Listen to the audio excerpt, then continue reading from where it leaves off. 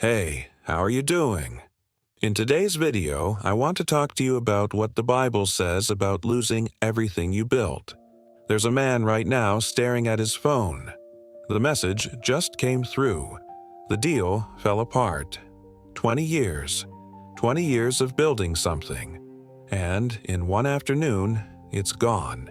He's sitting in his car in a parking lot somewhere. The steering wheel is cold under his hands. He can't call his wife yet. He can't tell the kids. He can't even say the words out loud. Because the moment he does, it becomes real. And right now, he's still hoping he misread the email. That's the feeling right before everything changes. If you've ever built something and watched it crumble, if you've ever poured everything into a dream and seen it slip away, hit that subscribe button. We need to talk about this. Here's what you're gonna understand in the next few minutes. You're gonna see why losing everything breaks us differently than other pain. You're gonna see what happens to a man's identity when his life's work disappears. You're gonna see the shame that comes after loss, the voice that whispers you're a failure. And you're gonna see what God says to the man who has nothing left but his faith. Because when a man loses everything, he doesn't just lose money or status or security.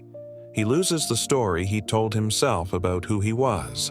And when that story ends, the mind doesn't know how to continue. But to understand how this all started. And on that day, everything seemed perfectly normal. He woke up early like always. The sun was coming through the blinds in golden lines. His wife was still sleeping. He could hear her breathing, steady and calm. He got out of bed carefully, the way you do when you don't want to wake someone. The coffee maker was his first stop. Same routine, same mug. He'd been building his business for 2 decades now. Started in a garage with nothing but an idea and a work ethic. Now he had the office downtown. Employees, contracts, respect. People knew his name. They called him for advice. He was the kind of man who solved problems, the kind of man who made things happen. That was his identity. That was his proof. Every morning he'd think about the next expansion, the next goal. He knew his net worth down to the dollar. He could recite every success, every milestone, every victory. But he couldn't name the last time he'd laughed with his kids without checking his email. He couldn't remember the last time his wife held his hand without him mentally calculating quarterly projections. His whole world had become a ledger.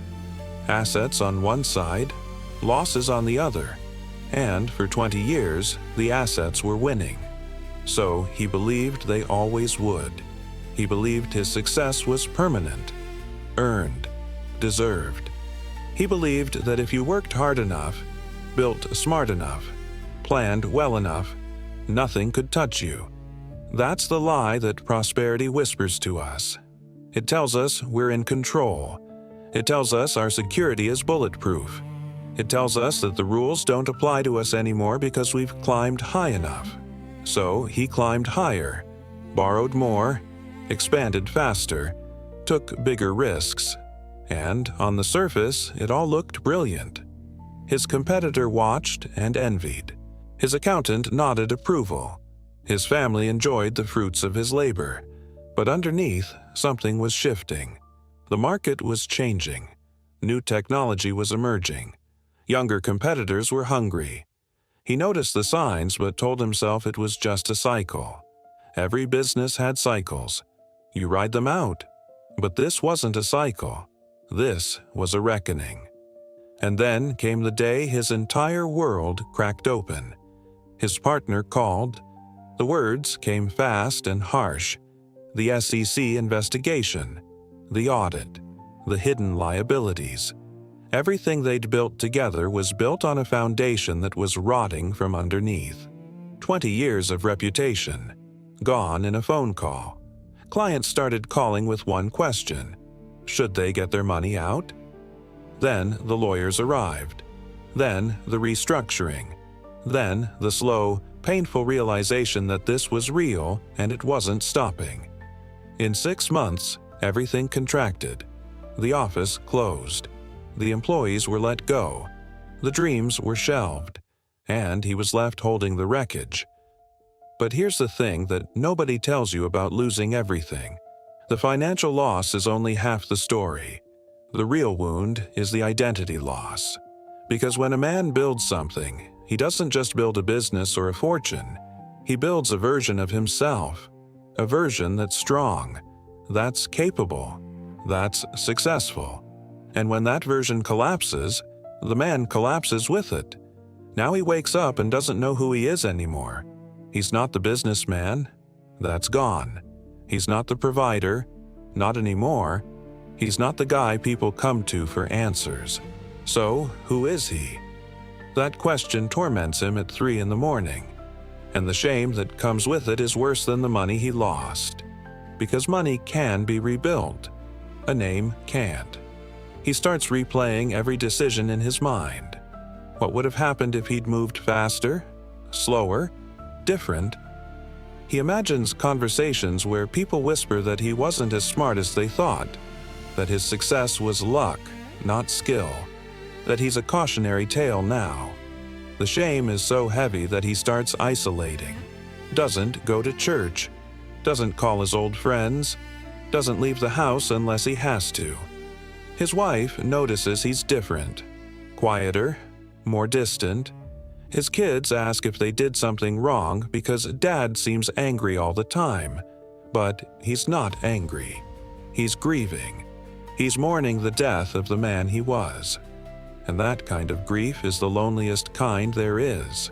If you've ever felt that kind of identity loss, if you've ever looked in the mirror and not recognized the man looking back, leave a comment down below. I want to hear your story. Now, let me take you to a man in Scripture who knows exactly this pain. And I'm not going to talk about Job. Everyone knows Job. I want to talk about a man whose story is less famous but just as devastating. I want to talk about Samson, because Samson wasn't just a man with incredible strength. Samson was a man who built his entire identity on that one thing. His strength was his proof. His strength was his purpose. He was born for it. God had given it to him. And he wielded it like a king wields a crown. He defeated enemies with his bare hands. He carried city gates on his shoulders. He was invincible. People knew his name. They feared him.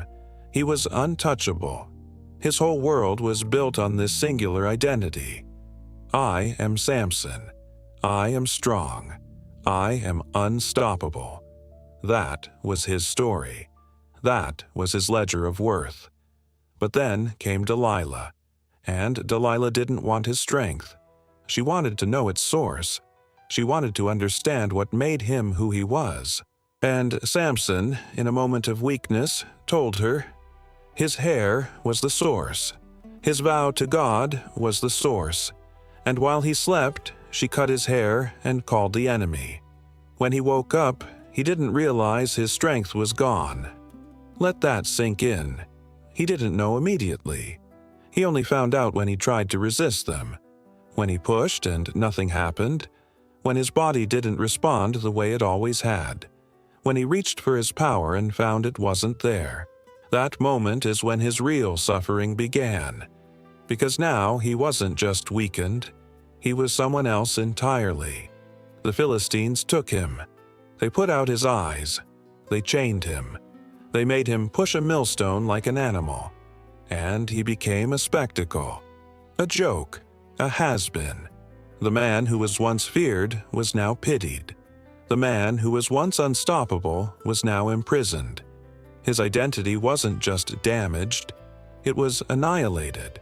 And I think about what that must have felt like psychologically. Every day he's pushing that millstone blind and broken. Every day he's surrounded by enemies who mock him. Every day he's reminded that he's not who he was anymore.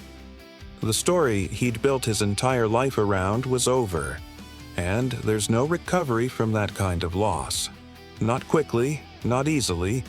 He has time to sit with it, to feel it, to let it destroy him. His strength is the only thing he ever knew how to be. And now, he's not that anymore. So, what is he? That's the question he's asking in the darkness. That's the psychological wound that goes deeper than any physical chain. That's where real suffering lives. Not in the event itself, but in what the event tells you about yourself. And this is exactly where I want you to see yourself in Samson's story.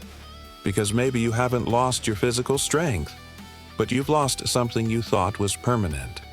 Maybe you've lost a career, a marriage, a reputation, a dream. Maybe you've built your identity on something that's now been taken from you, and you're sitting in your own darkness right now, wondering who you are without it. That's the real destruction. That's the real loss. And that's where God meets Samson in the most unexpected way.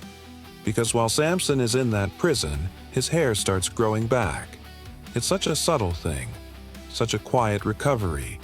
He probably didn't even notice it at first. But slowly, gradually, what was taken is beginning to be restored.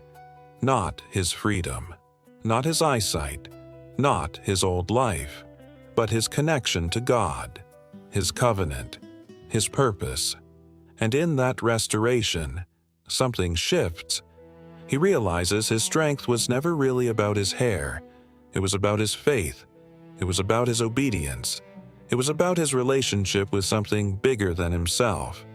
The thing he lost was the external proof. But what he finds is the internal foundation he'd never actually lost. And in that moment, in his blindness and weakness, he prays the most powerful prayer of his life.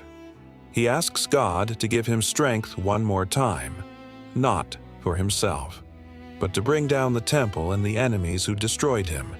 And God hears him, because Samson is finally asking from a place of truth, not ego. He's finally understanding that his strength was never really his own. It always belonged to God. He was just the vessel. Now here's what I want to tell you as a counselor who's walked with broken people for over 30 years. The first thing you need to understand is this: your identity cannot be built on anything that can be taken from you. That sounds simple, but it's not, because we're wired to build our worth on external things. Our job, our bank account, our reputation, our physical abilities. These things feel solid.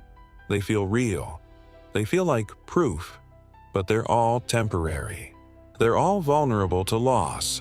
And when you build your entire sense of self on something temporary, you're constructing a house on sand. That's not a judgment. That's just reality. I've seen millionaires become depressed and suicidal when their wealth disappeared. I've seen athletes become hollow when their bodies stopped performing. I've seen people whose entire identity was their career walk into an empty house one day and not know who they were anymore. So the first step toward recovery is this: you have to separate who you are from what you've built. You are not your business. You are not your bank account. You are not your reputation. You are a human being with inherent worth that has nothing to do with your productivity or success. That's hard to hear when you've spent your whole life proving otherwise. But it's true. The second thing you need to do is grieve what you've lost. And I mean really grieve it. Not just move on quickly. Many men try to skip this step. They think grief is weakness. They think if they just stay busy, keep moving, start over, they'll avoid the pain. But avoidance doesn't heal anything. It just postpones it. The sadness will find you. The shame will catch up. The questions will haunt you. So let yourself feel it. All of it. Sit with the loss. Cry if you need to. Let your wife hold you. Let your friends know you're struggling. Grief is not weakness. Grief is honesty. And honesty is where healing starts. The third thing you need to do is reconnect with your core purpose. Not your business purpose, your life purpose. Why are you here? What did you come to do? Not the accolades version, the true version. Are you here to raise good kids? To be a good friend? To help people? To create something beautiful? These are the things that matter. These are the things that don't burn down in the fire. Samson had to lose everything to realize his real strength was his faith. You might need to lose everything to realize your real purpose has nothing to do with your success. And that's actually a gift, even though it doesn't feel like one right now. The fourth thing is this: you have to rebuild your identity around something immutable, something that can't be taken away. For Samson, it was his faith in God. For you, it might be the same, or it might be your commitment to integrity, your love for your family, your belief in your own resilience. Whatever it is, it has to be something internal, something no market crash can destroy, no failure can touch. Because identity built on that kind of foundation can actually survive loss. It can actually grow stronger in hardship. And the fifth thing is this: you need to find purpose in your pain. This is not about toxic positivity or pretending everything happens for a reason. This is about asking yourself, what did I learn? What can I teach others? How has this broken me open in a way that might help someone else? Because when you can transform your suffering into service, it changes the meaning of the pain. It's no longer just destruction. It becomes redemption. So here's what I need you to understand before you leave this video. Losing everything you built doesn't mean losing everything you are. Those are two different things, and the gap between them is where you'll find your real strength. The Samson that God cared about wasn't the strong man in the arena. It was the faithful man in the prison, the man who'd lost everything external but still believed. That man had power, real power, and you have that same power inside you right now, even if you can't feel it yet, even if it seems impossible. So here's what I want you to do starting today. Find one person and tell them the truth about what you've lost, not the financial truth, the identity truth. Tell them who you thought you were and who you're afraid you might be now. Let someone see you in your vulnerability, because shame grows in silence and healing grows in honesty. Second, write down your core values, not your achievements, your actual values. What matters to you that has nothing to do with productivity or success? Write it down. Look at it every morning, because that's who you actually are beneath all the building and striving. And third, give yourself permission to grieve. Set aside time. Let yourself feel the full weight of the loss, and then make the decision that this loss will not define you. Your response to the loss will define you. Samson's response to losing his strength was to deepen his faith. What will your response be to what you've lost? If this message spoke to you, if you've been carrying the weight of losing something you built, like this video and subscribe to the channel. We're going to be talking about this kind of stuff every single week. And I want you to answer this in the comments. What's the one thing you've lost that made you question who you were? And how did you find your way back to yourself? I read every single comment. I want to hear your story.